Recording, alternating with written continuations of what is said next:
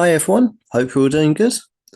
Okay, so we have another new Lucky Bastard game this week. This is the Tapology Lucky Bastard Game 27th edition, first round draw.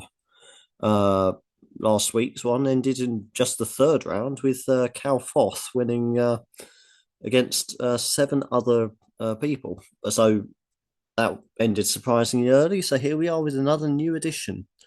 Uh, So obviously, new edition means a whole bunch of new players. Everyone's back in again. So let's just have a little run through those names again, just remind ourselves who's going to be playing in this new game. Once it loads, it's taken me about an hour and a half to load it up to this stage, and Zoom's collapsed a couple of times now. So hopefully it'll hold up for now for the recording. Anyway, here it is.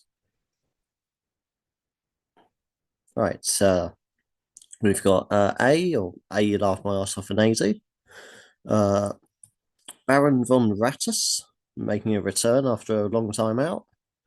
Uh, Bellatrix, Boom Shakalaka, the reigning defending Lucky Bastard Game champion Cal Foth. Let's see if he can defend his title in this one. Kenhager Ruiz, Captain Quebec, C. Collins 44, Cheeseball, Common, Cool Hand Puke, Costradamus, Damien Handel 420, Dr. Maxis 2, El Guapo, Film and MMA, Foghorn Sam, uh, Houdini 199X. That's a debut for him. So welcome to the game and good luck on your Lucky Bastard Game debut. It's your boy SB, Jack Soto, KK Kombu, Knife Rusty, Cushy Cake, Mule Floyd, Piggy Bank, Rigno, Shat, Schwer Industry, Siyun Six, me, Stephen Terry, The Dirty UFC Man, The MMA Historian, Trail Allman, Trig, Troz, Ubermatch, and Ex-Con Chris. So again, 37 of you back in this. So that's I think the joint biggest we've ever had. So thanks for making this game as big as it is and as well as exciting as it is because it's more unpredictable with more players, isn't it? Anyway, for this first round draw, anyway, we kick the game off with UFC Fight Night, Jared Cannonier versus Gregory Rodriguez, and it's a very typical Fight Night headliner. Let's be honest, it's your experienced fighter Jared Cannonier. Well, I mean, they're both actually similar levels of experience in terms of number of fights, but in terms of high level experience, former title challenger, has been in there with the best in the middleweight division, up against Gregory Rodriguez, who's up and coming fighter, making a few waves in the middleweight division, particularly with his win over Christian Leroy Duncan last time out, which I do rate because he's former Cage Warriors prodigy. So it's a good solid win there. But as as I always tend to with these kind of fights, so always back to the experience. And for me, the experience Cannonier has against being in with the top of the division with obviously his losing effort against Adesanya, his win over Sean Strickland, which saged very well from a few years back. Little bit of a losing streak, so maybe he's a little bit past his prime, but I still think he's got enough quality to see off Gregory Rodriguez. But obviously, you're not here to listen to me ramble too much. And I will try and keep that to a minimum as it's already very late and very, very cold at the moment. So 1 degree. All right. Fucking hell. Feels colder than that. Anyway, once the page with the wheel loads on, we'll get started. As always, with A, laugh my ass off an AZ, who probably will always be the first one until somebody comes along with a more alphabetical name than that. But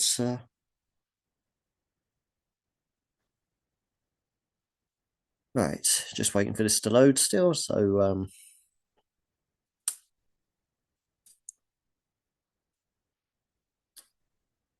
yeah, how have you all been anyway? Trying to kill the time on this stupid piece of shit loads of. This is what I mean when I say in the computer. There we go. I hope that's sharing it. Right, I can see the wheel now. All's good in the world. Right, okay, so let's get this kicked off with A. I'll laugh myself an AZ. Oh, and it's spinning as well. That's a bonus. It's working. Right. And A gets Youssef Zalal. Youssef Zalal for A there.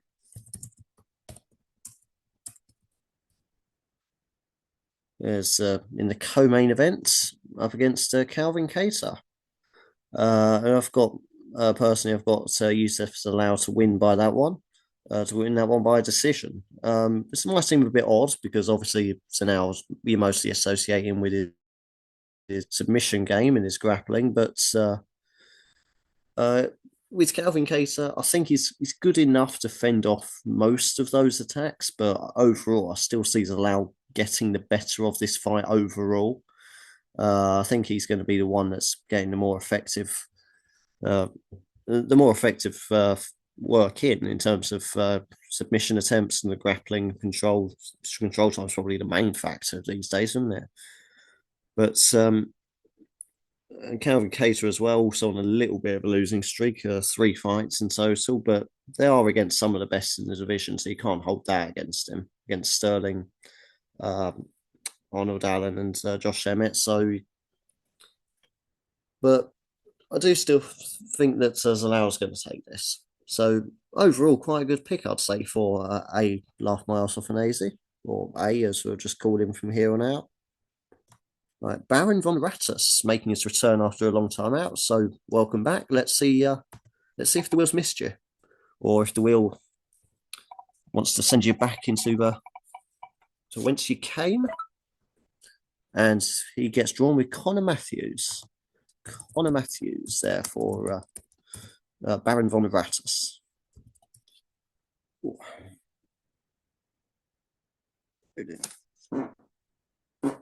Oh, fuck. Hope you can't hear those farts through here. Anyway, don't know how good the microphone is. Hope it's not that good. Right. Anyway, Connor Matthews, 7-2. Although he did lose his UFC debut, but he's not too bad as far as compared to some of the other regional fights he's had. So some of the other regional fights other fighters have had at his stage, but does still need to prove himself in the UFC. Up against Jose Delgado again. This is his UFC debut as well. Exciting finishes, with both knockouts and submissions. In my case, Matthews has gone the distance a few times in his career, and to me, that just shows a better. It shows that he has a gas tank. There's still got questions about Delgado's gas tank. If he's pushed into the later rounds, will he be able to last? We haven't seen that from him, so we don't know. Maybe he can, maybe he won't, but he'll get off to the more explosive start. But I think if Matthews can weather that early storm, he's going to potentially take it over the distance. That's my gut feeling with that one, but we'll need to see these two at UFC level a little bit more before we can draw any definitive conclusions. So we'll learn a lot about both of them tomorrow night. Bellatrix next to take on the wheel.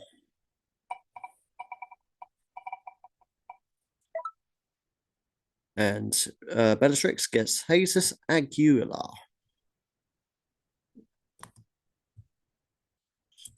Right. Jesus Aguilar. And it's frozen again. Right. Jesus Aguilar. Right. There we go. It's come back now, I think. Not quite. Anyway, it's back. There we go. It's got over that little frozen bit. Right. So anyway, as for that fight. I've got his opponent, Rafael Esteban. Still undefeated, 12-0. Only fought once in the UFC, but he has had a little couple of fights in the LFA, and mostly, again, either by decision, similar to Matthews, or he has shown a bit more power as well. On top of that, he's got every finish is a KO or a decision, pretty much. Um, so he's got the power and he's got the stamina. That's a good sign for any new or newish fighter to the UFC. As for Aguilar, he's got more UFC fights under his belt, 3-1 in the UFC. Most of his wins coming by submission, which, to be fair, could be a weakness of Esteban actually, because he, I say, prefers to stand up fight. So if Aguilar can take that to the ground, might be able to maybe find a little sub or something. But I would say Aguilar is probably the underdog overall, though. So I'm not very confident in that, but he does have.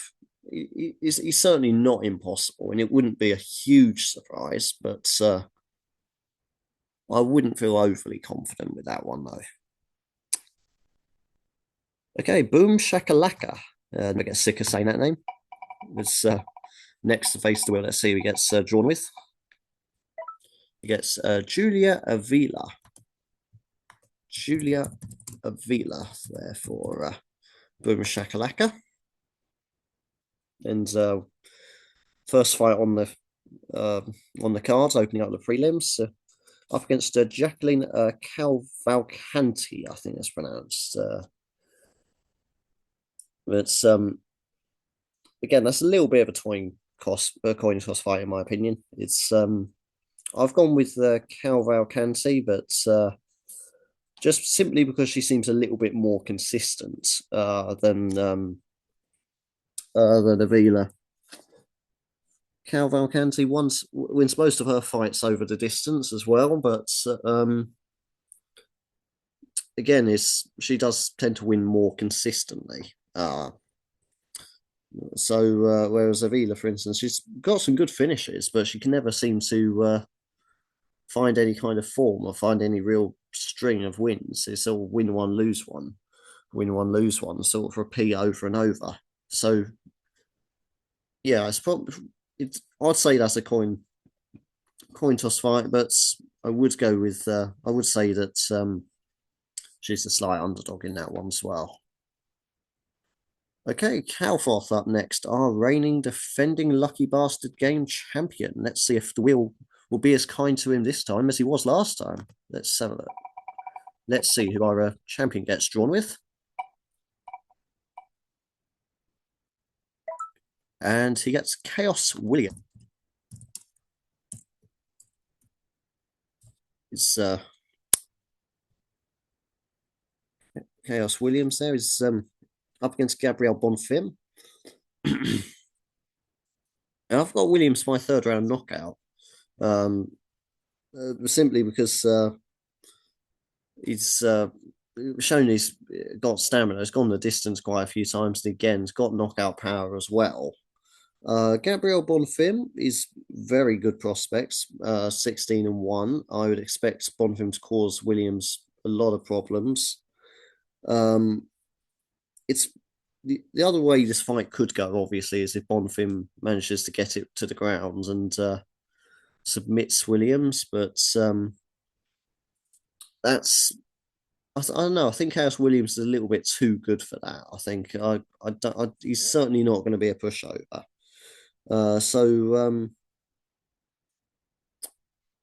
yeah, we'll see about that one. We'll see if that's a real stars make fights one, isn't it? Really, the old grappler versus the striker. But overall, I just think the pressure from Williams is just going to be a bit too much over the course of the fight. And once Bonfim starts to tire out a little bit, could find himself on the end of a late finish from Chaos Williams.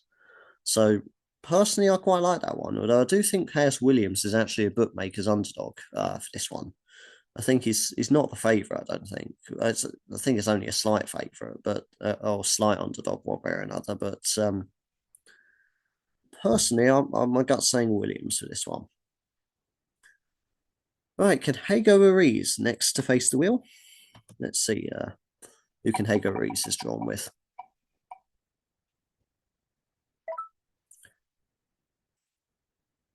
And it looks like we're still waiting for it to pop up here, but looks like, yep, Jacqueline Cavalcanti. For Canhego Reese, that gives us our first head-to-head. Boom Shakalaka with Julia Avila, or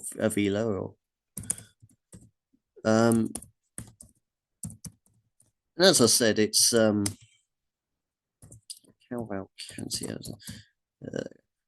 Yeah, I think it's about that right.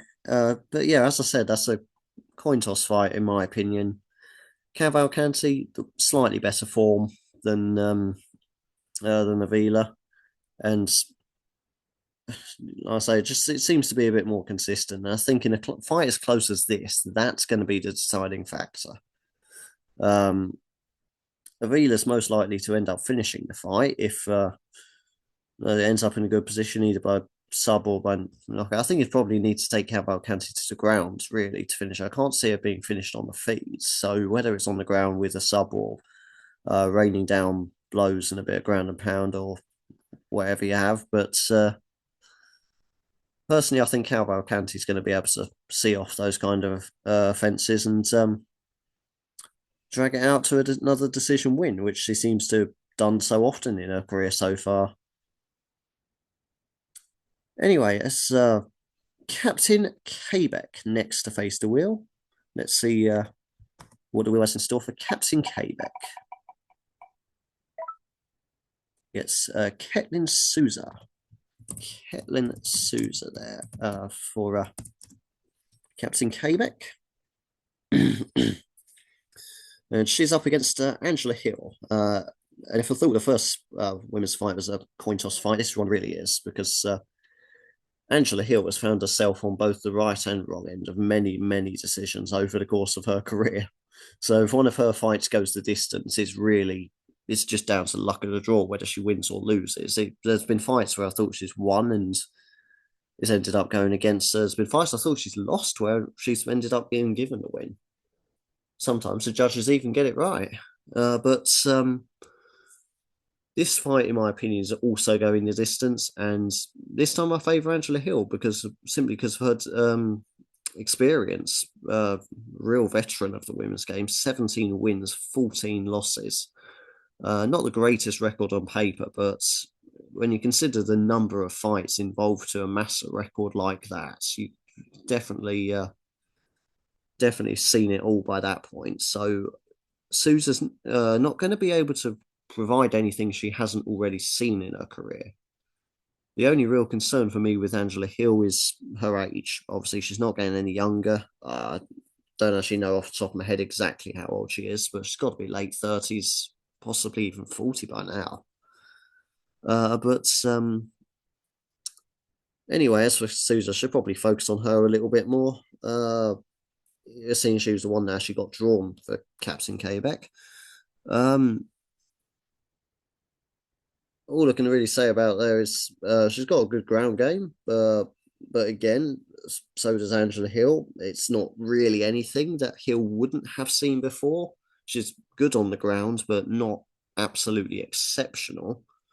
And Hill's definitely faced better grapplers for sure. Has also fought in Invicta though before coming to the UFC, and that's for women's fighters. That always puts them in. That's because that always puts them in good position because quite a lot of the great women's fighters have come through Invicta, so that definitely counts for something. But it could just be a case of another. I mean, as I say, I'm certain it's going the distance, and as I said, it's pretty much random whenever Angela Hill's involved in a fight, whether she gets the decision or not. So this one really is a coin toss fight. In theory, Sousa also the younger one as well, so should be a little bit faster, a little bit quicker, more explosive. You'd think would control the fight just through age and fitness alone. But personally, I fancy Hill's experience just at least one more time anyway. C. Collins, 44, next to take on the wheel. Let's see who he gets drawn up against, or with rather, because going to be hoping his fighter wins. And also gets drawn with Yusuf Zalal. So just like A earlier, is C. Collins and A are both on the Yusuf Zalal hype train. In the co-main events, as I've already mentioned, I've got him to win by decision against Calvin Cater. Um, again, it's just a case of against almost anyone slightly below Cater's level, I'd absolutely be picking Zalal to win by submission, but it is still a jump up for Zalal. One I think he can manage, but it is still a significant jump up from his previous experiences, include the like of Billy Quarantillo, Doodly Doodle, wherever you pronounce that name as, and Jack Shaw and the like. But so this is his real test as to whether he could potentially be a contender in the future, or at least in the near future. I'm sure he will be in contention within a few years. And I think this fight is probably going to be one of the key stepping stones in order to secure his position in the featherweight rankings for years to come. Okay, Cheeseball next to face the wheel. Let's see. Will the wheel be kind to Cheeseball?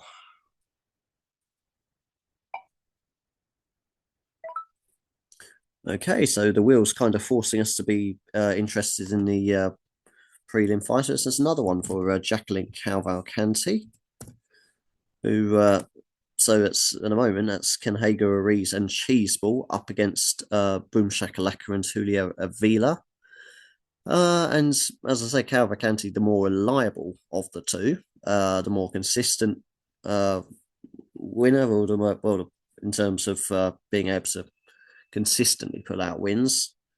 The more steady record for a prospect as well, 8-1 compared to Avila's 9-3, which Avila's record is definitely reflective of her turbulence in recent fights. But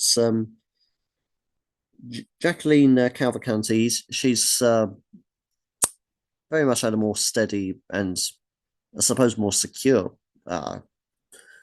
start to her career, and that should be enough overall, I'd say, to win this fight. But it is a 50-50 one, so I wouldn't bet any money on that fight, that's for sure. Brave person if you are. That's anyway. Moving on, we've got Common next. Let's see who Common is going to be drawn up against, or with. I don't know why I keep saying against, but drawn with. Trying to work together here.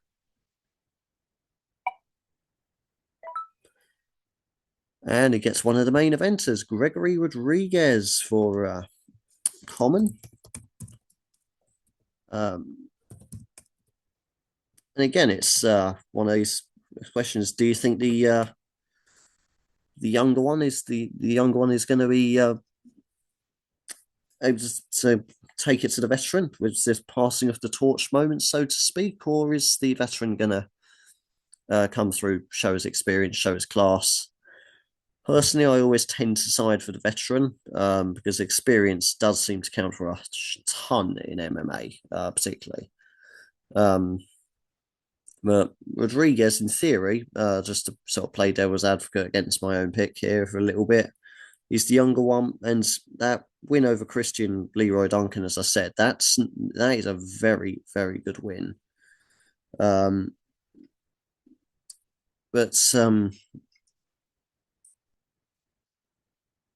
maybe I'm overrating Christian Leroy Duncan a little bit because I'm a big fan of Cage Warriors, perhaps. That could be a factor, but he's still a very promising fighter himself. So that's what really opened my eyes to Rodriguez's potential. Is this fight a little bit too soon? I think so, a little bit. I don't think Cannonier's completely washed past it just yet. But for those that think he do, that's probably why they'd be backing Rodriguez, because I think it's come down to of how significant is that little losing streak that Cannonier's on. Is this the beginning of the end, or are we already fairly far into the end? It's just how far along he's past the peak of his career. It's just a question of how far past the peak of his career he is, and also will Rodriguez take advantage of that? That's the big question for the main event. Uh, Cool Hand Puke next up. Let's see who Cool Hand Puke's being assigned with.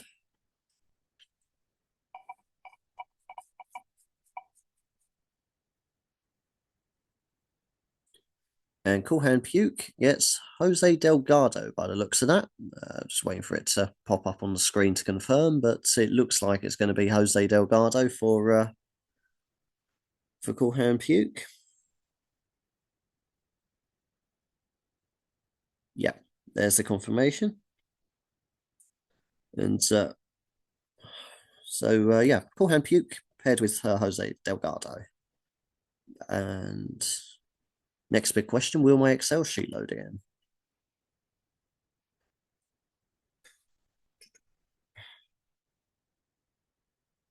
Need to get a new computer ASAP. This thing's going to die soon. Right. Yep, sorry about this. Probably want to... You probably don't even need to pause the video. If you want to go grab a cuppa here, you can probably just... there we go. I don't have ad breaks in my videos, but I do have lag breaks and plenty of them. You probably prefer ad breaks, I don't know. Right, once this loads, partially got my Excel sheet up now.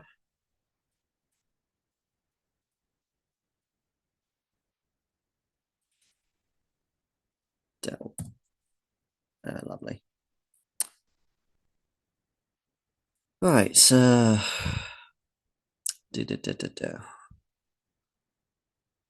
anyway, I suppose I may as well start talking about him while I'm waiting for my Excel sheet to pop up so I can type the name in. Right, so what do I think of Delgado? Again, I favour Connor Matthews. Obviously, that reminds me, actually, it's now the Excel sheet has loaded. That's puts him in head-to-head against Baron von Rattus. And as I mentioned earlier, I do favour Connor Matthews for that fight. But like I say, this is only Delgado's UFC debut. He's more exciting finisher. He's more explosive of the two, but I still have questions regarding his gas tank. Really, it's just a question of can he finish Conor Matthews earlier? Because that's probably his most reasonable path to victory. I can't see him winning a long drawn out slugfest against Matthews. If it turns into that kind of fight, I reckon Matthews will be the one that ends up winning, and that's how I see that fight playing out. Delgado needs to end it fairly quickly if he's gonna walk away with the win. But screen rather than my Excel sheet. But when it does eventually load, it'll be Costradamus up next.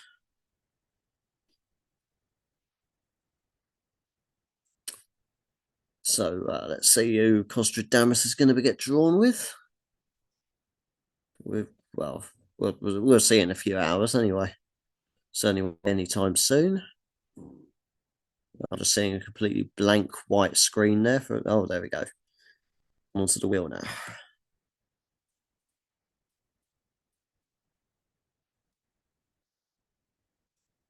Right, so I can hear the wheel spinning, can't see it spinning, but it is. There we go now. It's Costradamus is being paired with looks like Nazim Sadikov.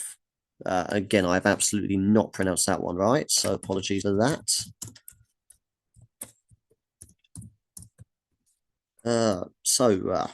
There's Jesus Christ, it seems slow. Right. Anyway, so Zigadagov up against Ismail Bonfim, the other Bonfim on this card, obviously.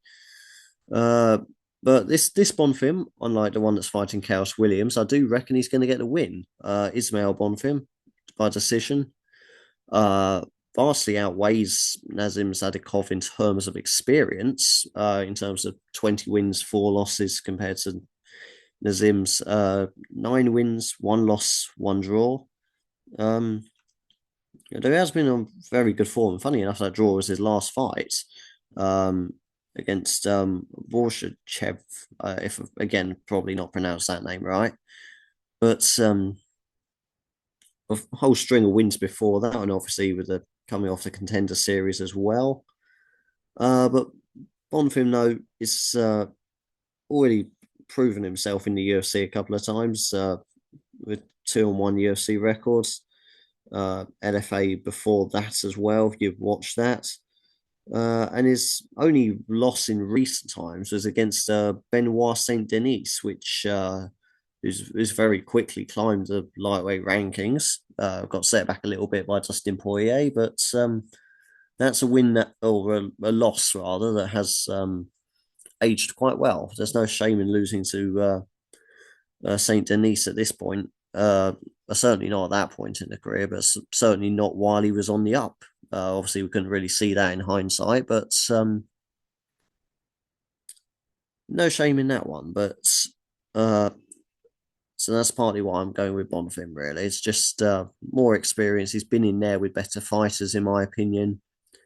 So I'm not overly confident in Costradamus's chances, if I'm being completely honest. Right, Damien Handel 420. Let's see who Damien Handel gets drawn with. What's the wheel got in store for the duck? Well, looks that's also Nazim Sadikov. So yeah, basically just copy and paste what I've just rambled about for the last couple of minutes there.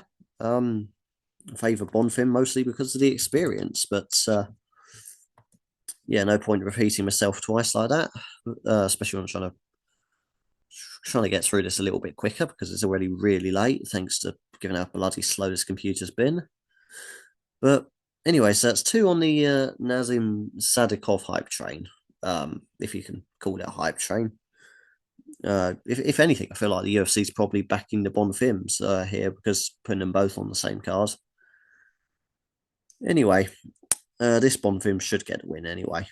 So, yeah, I think that might mean that Costradamus and Damien Handel 420 will be exiting the first round together, hand in hand, with thanks to Nazim Sadikov. What a way to go. Right, Dr. Maxis 2. Let's see if he gets a slightly better news thanks to the wheel, or let's see what he gets. Oh, gets a new fighter here, Walter Walker. At least by the looks of that, anyway, I've heard it. The sound pop up. Don't know if it looks fairly in the middle. Yeah, Walter Walker. So anyway, new fighter, new bit of rambling. Fairly down the card. Actually, it's the sort of second prelim fight. It's heavyweight contest against Dontail Mayers, who normally I do tend to back Dontail Mayers purely because he's one of my favourite of the prelim fighters. We all have those. I'm sure we've all got those feeling fighters that we truthfully know is never going to be on the main card or of anything significant. Always going to be somewhere down there on the prelims, but always love seeing them when they do turn up. For me, that's Dontail Mayers, but being realistically being realistic rather. I've got Walker to win this. It's either by a flash KO. I've actually gone by decision here at the moment, simply because Dontail Mayers normally either wins or loses over the distance. Is very it's kind of hard to describe really, but he does make the heavyweight fights last. I suppose that's why I appreciate him so much because you get more for your money that way, don't you? You actually get a bit more action from the heavyweights, which so often it's just two. Well, let's be honest, it's just two fat guys slugging away, and one of them gets knocked out in the first round. Whereas Dontail Mayers always manages to make a fight of it, to his credit, and I think he will again here against Walter Walker. Walker's got the KO power to end it at any time, though, so that's certainly not a given. And Mayers is have to be very careful. But either way, I can see Walker getting the win by decision, I reckon. Either decision or a flash KO. So anyway, it's quite a good pick there for Dr. Maxis 2, I'd say. Even if it does go against one of my personal favourites, the prelims.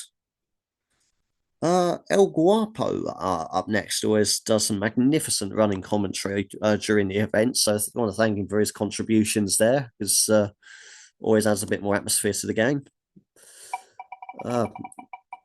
Let's see if well, I was going to say the wheel's going to be kind to him or not. I suppose that's really a matter of opinion. I personally wouldn't want that, but it's Gregory Rodriguez anyway for El Guapo, just to confirm. In the main event, obviously against Jared Cannonier, and it's just a case of, do you think this is going to be a passing of the torch moment or not? Really. Common will also be hoping so. Also on the Gregory Rodriguez hype train. But as I've said before, I still think Cannonier's he's still got a good couple of fights left in him. Maybe not right at the top level, not quite where he was in the previous outings, but where he was, say, it's only a couple of years ago, he was fighting for the middleweight title, is when you think about it. So I don't think he'll ever get back to those heights, but he'll be a solid middleweight gatekeeper for at least a couple of years. Can he see off Gregory Rodriguez, though? That's the big question. Film and MMA is next to face the wheel. Let's see what the wheel's got in store for film and MMA. Yes, Rodolfo Vieira. Vieira. Rodolfo. That would do for me. Rodolfo V. Right, so it's let's be honest, it was Rodolfo Vieira. It's submission or bust, isn't it? I've gone with first round submission because he is very, very good, probably easily the best on the ground in this card. Because he's not got the strongest MMA record at 10-2, but most of his fights have come in BJJ competitions outside of the UFC. His last fight overall was actually a grappling match against Derek Brunson, which he won. That was late last year. So obviously, if he can take it to the ground, it's pretty much a given how it's going to go. Only concern for me, though, he has gassed quite hard. His gas tank is questionable in MMA. So it's if the opponents do survive that early onslaught, they can often either end up easily controlling the rest of the fight to a decision, or in often cases, sometimes finishing him. In this case, his opponent, Andre Petrosky, I don't think he's going to be causing too many problems. But again, he is normally gets wins over the distance when he does win. So if he can survive Vieira's early offense, then that's his best path to victory. But I think Rodolfo's going to be too much for him. I think it's just too good on the ground for him. So I'll say a very good pick there for MMA. I'll be relatively confident in that one. Okay, Foghorn Sam next to face the wheel.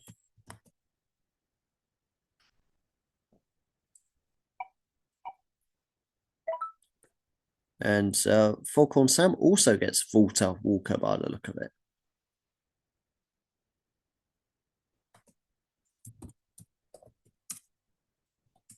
And as I said before, it's one of those.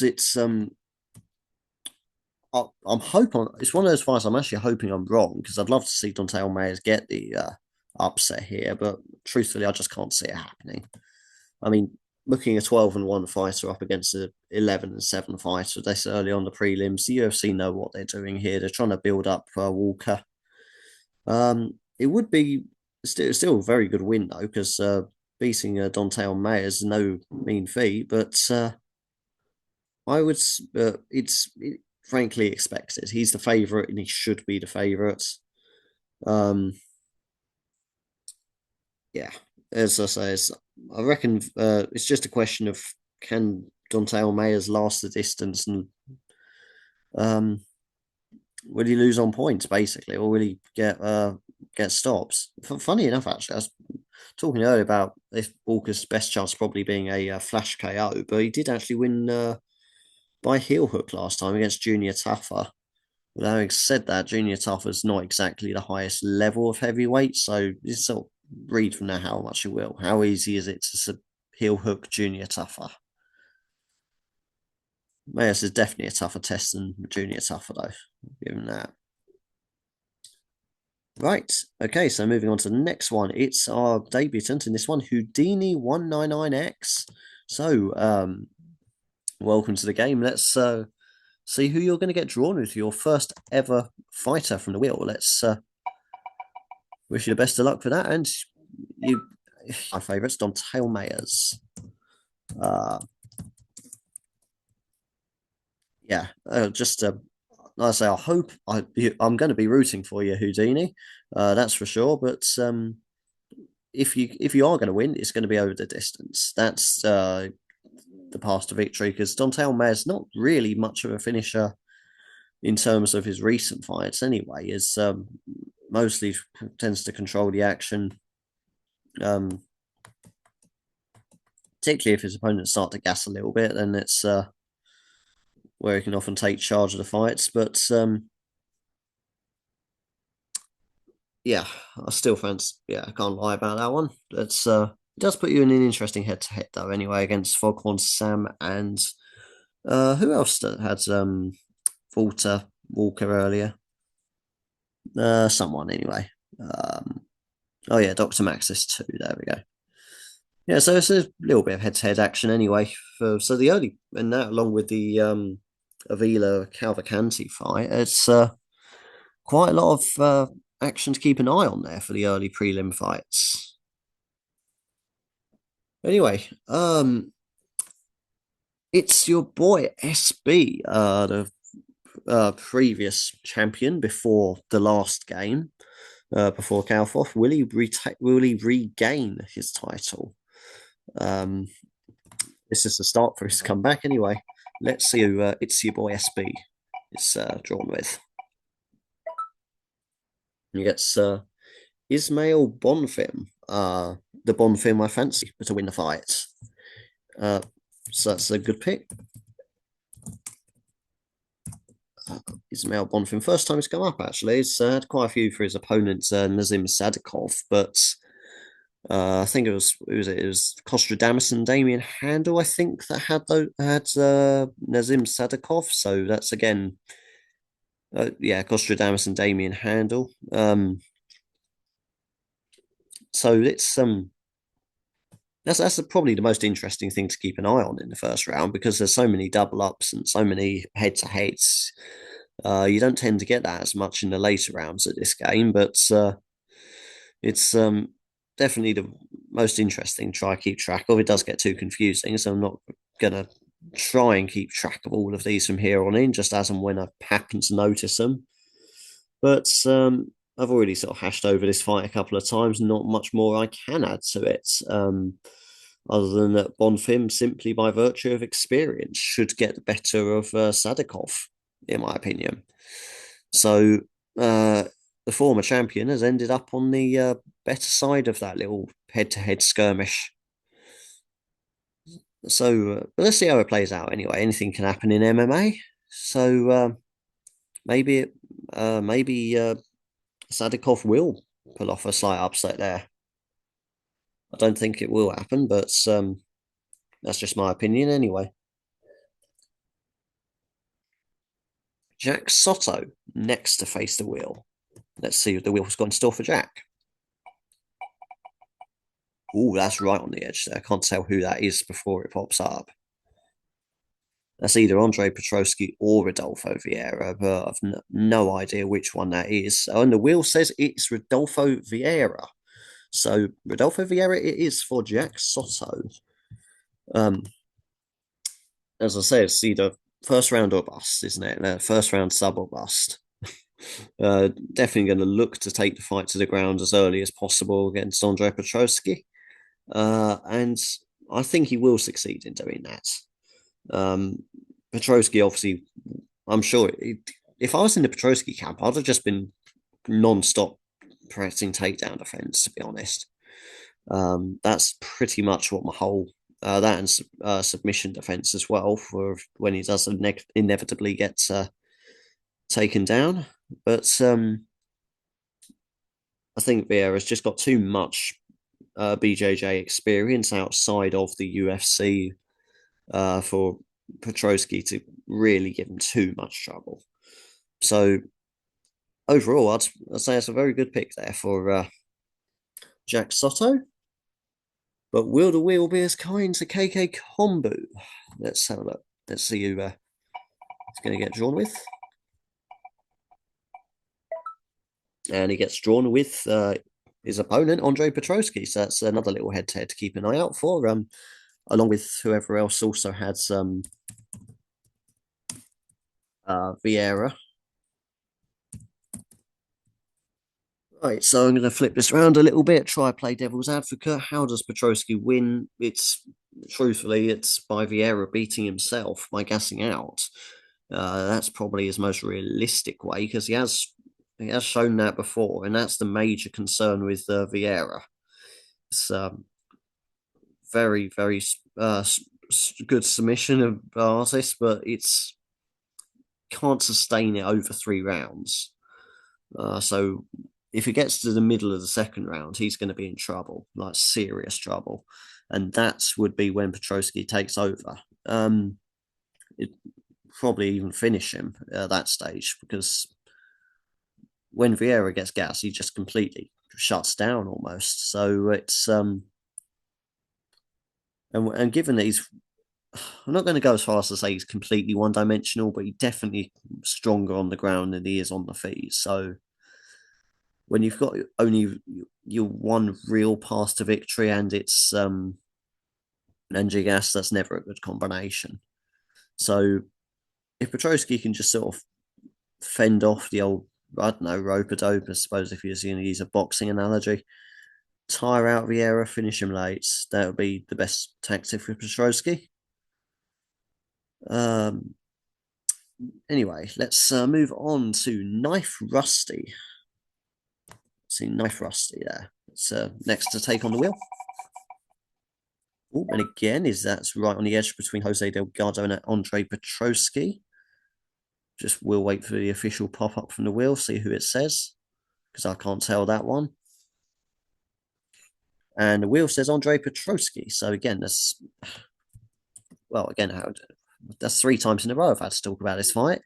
So then I've completely lost track of the head-to-heads for that. But yeah, as of recently, Jack Soto has had Vieira and KK Kombu and Knife Rusty have had Petroski.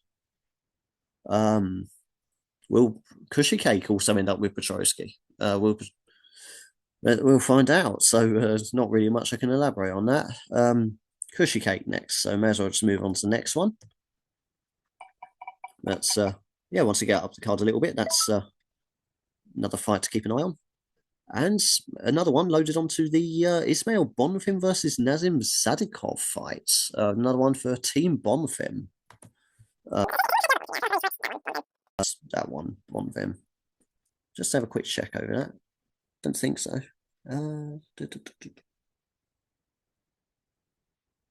No, and it also appears it's only come up twice. I thought it came up a couple more times. I thought it had come up at least 3 times.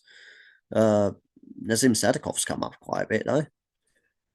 And yeah, again, because I've covered this about 4 times now, it's not much I can say really. Just Bonfim's more experience, not just in the number of fights, but in quality of opponents as well. As I mentioned, his loss to Saint Denis has aged very well. And I'd say a loss to Saint Denis is definitely better than a draw against Borshchev or however you pronounce that. Again, apologies to him because I know I've not even pronounce that one even remotely correctly, but I can't see any reason why Ismail Bonfim shouldn't get the win. Why? There will be questions asked if he doesn't. Let's put it that way. Okay, Mule Floyd next to take on the wheel. Let's see what the wheel's got in store for Mule Floyd.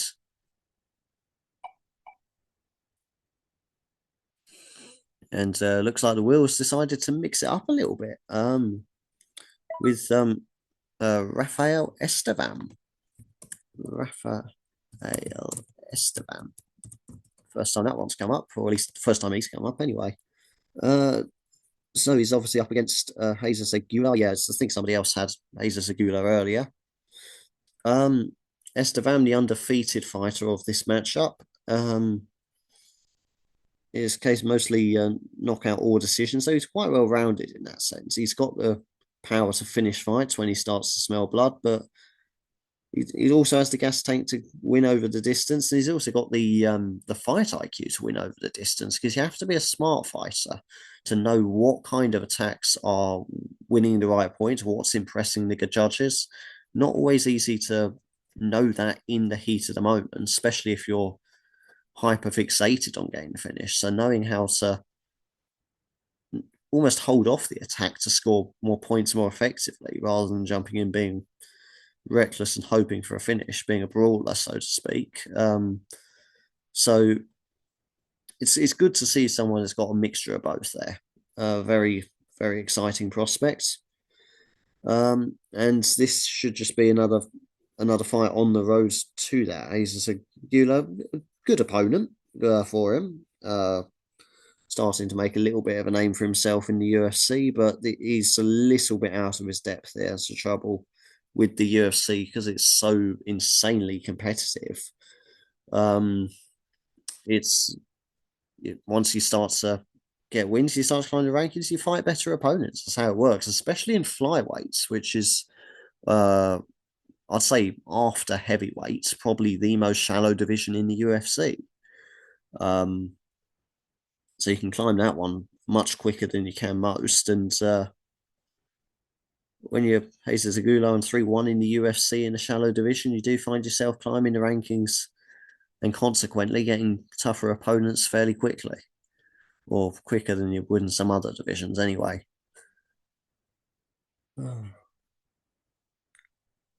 Well, overall, anyway, for Mule Floyd, that's quite a good pick for him. So I think he should comfortably get through to the second round. Okay, Piggy Bank next to take on the wheel. Let's see who Piggy Bank's been drawn with. And that's Andre Petrosky again against Rodolfo Vieira. Again, the wheel likes to come back to this fight, obviously.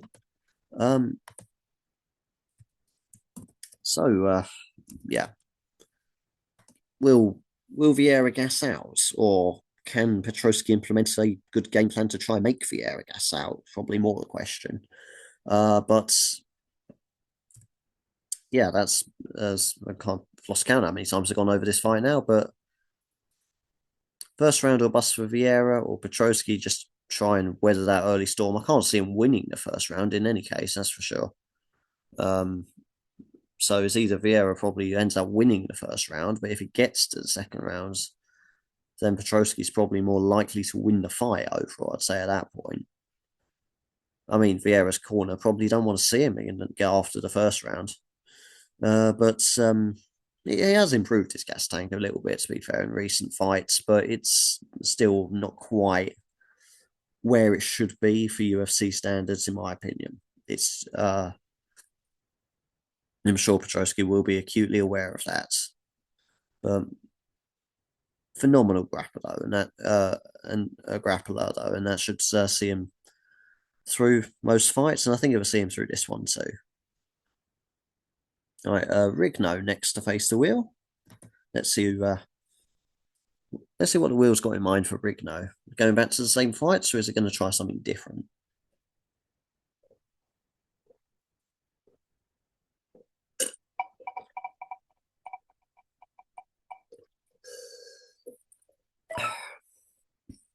Oh, there we go. It's a different fighter. We've had this fight come up a couple of times, the main event, but they've all been for Gregory Rodriguez. This is the first one for Jared Cannonier. Um, Once my Excel sheet loads, anyway, Jared Cannonier. Uh, and again, it's every time this has come up, can that doesn't even close to looking like spelling Cannonier.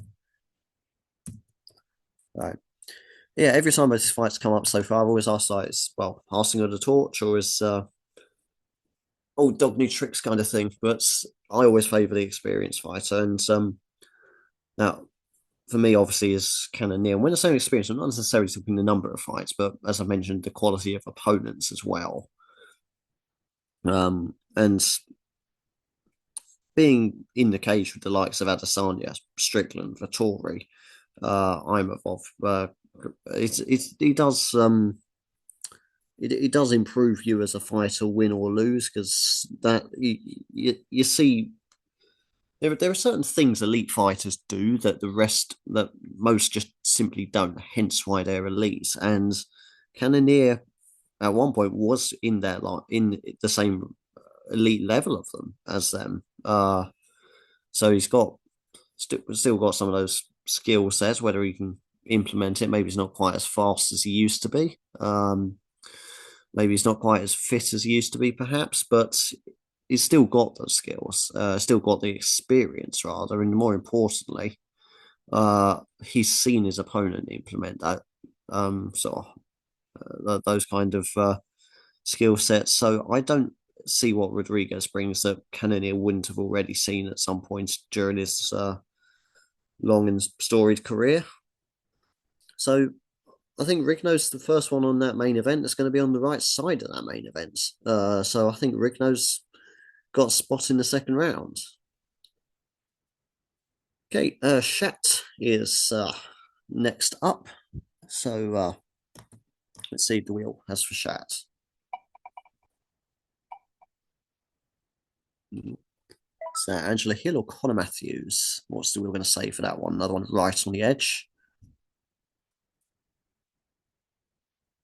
Oh, and the wheel says it's Angela Hill. So Angela Hill for Shat there. Someone else had Ketlin Souza earlier, but this is the first time someone's been drawn with Angela Hill. And yeah, it's just a case of this is a real coin toss fight. It's Angela Hill, I would say, is better than Ketlin Souza. Ketlin Souza's younger and fitter. Um, for some reason, whenever Angela Hill ends up going the distance, it becomes a lottery whether she wins or loses. I honestly reckon the judges, there's sometimes they won't even watching the fight, just like, oh, fuck it, we'll toss a coin. Let's see. Shall we give it to her this time? Shall we not? Nah, it's tails. We won't give it to her this time. Or heads, yeah, we'll give it to her. But the fight's going the distance. I would be surprised if this ends inside the distance. That would be the biggest surprise, win or lose for Hill. But for me, my best guess is just due to the experience. I'm going with Hill, but that is not certain by any means. So I think Shat's fate's going to be decided by the judges tomorrow night. Will Schwer Industry have a slightly more secure route to the second round?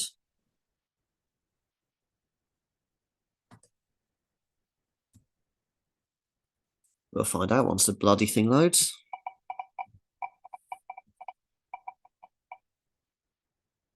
Oh, is that Rafael Estevan? Oh no, it's Caitlin Souza. I apologize. I thought that was just in the Estevan box, but so the wheel is the final. That's the final say in essence. The wheel says that's Caitlin Souza. So that is the obviously a head-to-head there. Shat and Schwer Industry. Somebody else was also in the mix earlier. I've kind of lost track of that now. Yeah, so Souza, from her point of view in the fight, it's a case of this is like it's yeah, the younger fighter, the faster fighter, slightly fresher fighter. And she's got experience herself, 15 wins, 4 losses. She's not exactly a newbie to the sport by any means at all.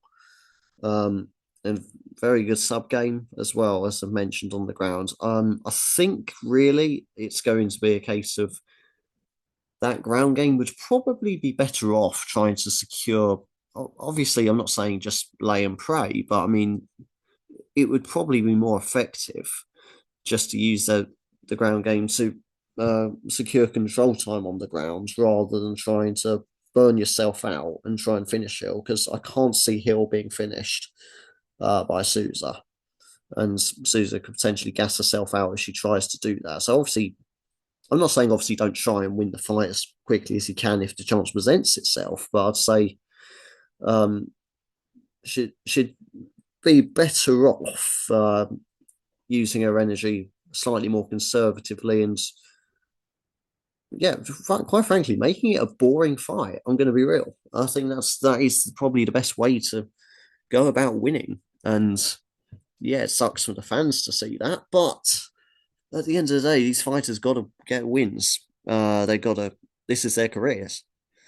How much money they make depends on their record, depends on if they win or lose. So, um, certainly can't blame a fighter for making it a boring fight if that's the best way that they're going to get a win. I mean, look at Bilal Muhammad. People complained about him for ages. Now he's a champion. People are still complaining. Those guys, well, then, okay, they can complain all they want, but they ain't got the belt, have they? But I'm not saying necessarily Caitlin Souza is going to be a next women's Bilal Muhammad or nothing, but I think she shouldn't be afraid of trying to just focus on controlling the ground game, really. Trying to drag out a decision that way. CN6 next to face the wheel. Let's see who CN6 is going to be paired with. Who's the wheel going to select for him? And I feel like the wheel's not even trying at this point. It's just, oh, fuck it, I'll just throw it back on Angela Hill, back on that fight. So it's again 3 times that's come up in a row now. So let's go in a distance, and it's a coin toss fight. So yeah, there's quite a few people sort of mixed up in a coin toss fight there, in my opinion. Certainly make for interesting viewing for the first rounds. But yeah, hardly anything else I can add to that. I think I've exhausted pretty much everything I can think of for that fight. Anyway, let's move on to me. Let's see who I'm going to be drawn with. Am I going to be thrown into that fight as well? Or is the wheel going to try something a little bit different for me? I mean, I know no, it's going to give me the biggest bloody underdog, isn't it? Okay, so I get Elias Smith. Elias Smith, a brand new one, I think. I don't think anybody else has had Elias Smith. And I haven't personally picked Elias Smith, but I'm not too pissed off with that one. That's quite a decent pick. Probably, I, I wouldn't say necessarily even the less experienced of the two, to be honest, because he's 7-1 professionally, but he does have quite a lot of amateur fights. And he was also a former amateur champion as well. Um, so he's certainly got more experience than his pro record lets on. Obviously, that's not quite pro level, but it's fight experience, and you're still learning how to deal with the things like the pressure of the fights, nerves, controlling stamina, all stuff like that. Even when you're not necessarily being tested by the best, you're still learning how you're going to handle yourself in a fight. How do you react the first time you get hit properly? How do you react the first time you bleed properly? Surprising amount of fighters never seen their own blood. But anyway, what I'm saying is Elias Smith's got more experience than his pro record lets on. So it still doesn't quite add up to Vince Morales' 16 wins, 8 losses, but it's a little bit of a storage record, that one. He's been everywhere, to be fair to him. This is his second stint in the UFC. 3-6 overall across the 2 stints. 2-0 in Bellator and 1 win over in Rising. So he's travelled around a bit, and he's got a little bit more international experience under his belt, so to speak, and then earns a place back in the UFC through the Contender Series. Overall, though, I do still fancy Morales for that. Again, simply, again, partly I'm a little bit biased when I saw Rise, and it's only the one fight, so I probably shouldn't put too much weight onto it. But Rising put on some incredible shows and some incredible fights, so I'd rate anyone that goes over there. Um, let alone comes out victorious. Don't know why he didn't have more fights, actually. Why was it only the one fight? Why did Vince Morales only fight once for Ryzen? MMA mystery, maybe there could be a deep dive into. I don't know. It is probably Googleable, that answer, but I've gone with Morales for a decision, but not too unhappy with Elias Smith and certainly within a chance. Right, the Dirty UFC Man is next up. Let's see who's going to be drawn with.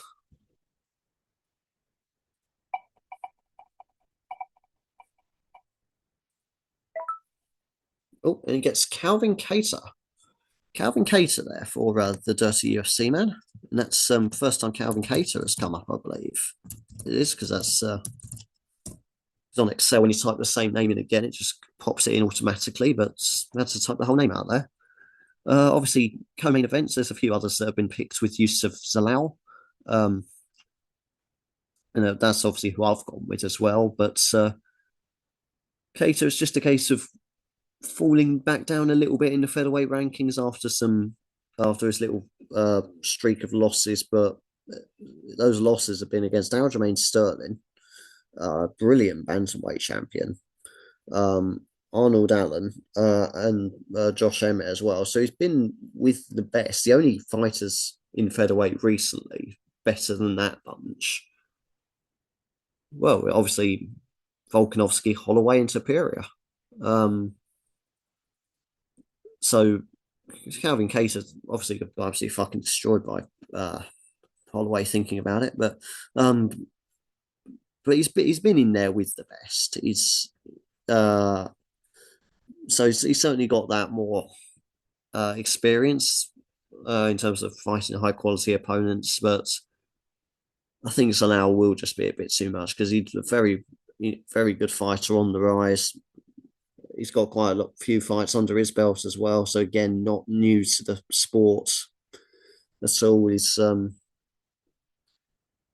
this is I think this is a showcase for Zalal. Really, this is going to step up, but this is where he can potentially really make his presence known in the featherweight division.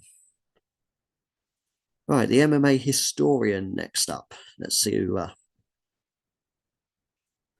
it gets drawn with. If it decides to spin.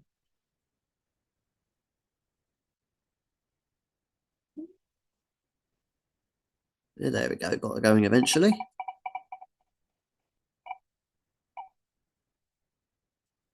And that is another one on the Nazim Sadikov hype train, assuming as actually stops and not just frozen. Yep, another one for Nazim Sadikov there. And to be honest, there's another one going out with Nazim Sadikov, in my opinion, against Ismail Bonfim, who's, again, this whole card does look like a showcase for him and the other one. But funny enough, nobody I don't think has been drawn with. But yeah. In terms of this game, anyway, I've spoken enough about the fight, so go back to the game a little bit. I think it's going to be one fighter taking quite a few of you out, and I'm afraid I think the MMA historian will be another one of them.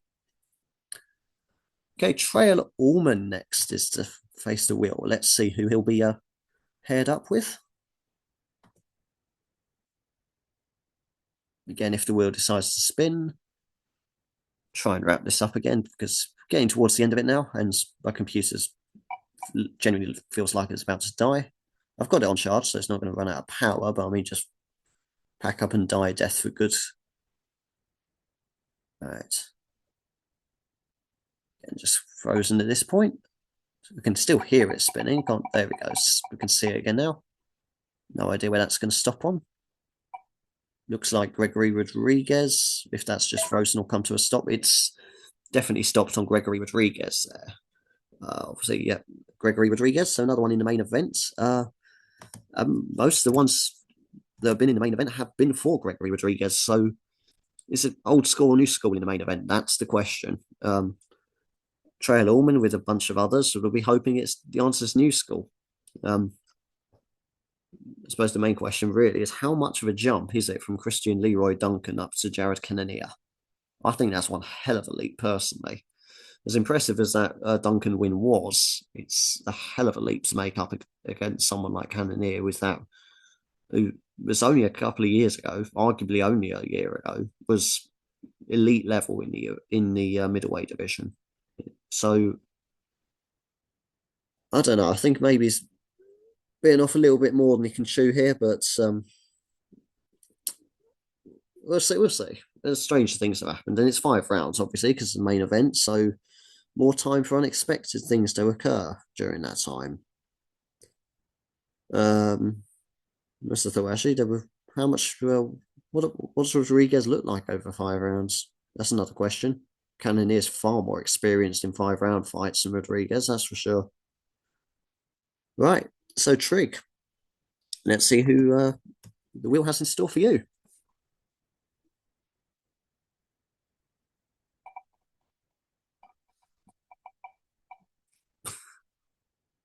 How many times are we going to come back to this fight? Rodolfo Vieira versus Andre Petroski. I can't see which. It looks like it's going to land in Vieira. Well, I can't be certain of that from here. Oh, notice it stopped in No, it stopped in Petroski. Okay, so just to confirm, that is Trig with Andre Petroski. I'm not sure if that was just frozen or, but yeah, Will says Andre Petroski. So, can Petroski make Vieira gas out? That's the question. Can he survive the early takedowns? Can he survive the early submission offensive? But yeah, the only other factor potentially is also how well has Vieira's gas tank improved. But obviously talked about that fight to death now because it seems there's been 2 or 3 fights, namely the Vieira Petroski fights, the Angela Hill Ketland Souza one, and what other ones come up quite a lot. Obviously the main events come up a fair bit, and oh yeah, so the Bonfim Sadikov one, of course. So it seems they're the 3 fights to keep an eye on. I've no idea at this point which one would be the unofficial main event. I don't know. One of the clever clogs on the forum with a lot of time on their hands will probably work it out. Which, funny enough, is actually usually the job that Tross assigns himself. He usually makes some incredible charts. So thank you, Tross, for those, and good luck trying to work out trying to keep track of this mess that the wheels conjured in the first round here of our 27th edition. But Tross is up next, so good luck to you. Let's see who is he going to throw you in with this mess, or is he going to throw you in a different fight? Calvin Cater, the co-main event. Calvin Cater for Tross, and as I've mentioned, I favour allowing that one. Again, simply because I'll say it's just it's mainly submission offense. I think is going to be the main thing that wins him the fight. Not necessarily. I can see it's not necessarily going to be going to finish Qatar by submission or anything like that, but definitely uses. Definitely looking. Oh, excuse me. Definitely be looking for the finish anyway. Use that submission to submission game to try and control the action and get the win. Qatar's good enough to fend it off, though. Certainly, again, it's got the experience to fend it off, so we'll see. But I've picked Zalal for that one. Right, down to the last 2. Uber match is next. Let's see who Uber match is drawn up against, or with rather, or paired with, or dance partner, however you want to pronounce it. Angela Hill will be the dance partner for Uber match. Oh, what a lovely thought. Right, so that's one of the ones which, again, one of the 3 main events. I don't know why is the wheel so fascinated with this fight. I don't know.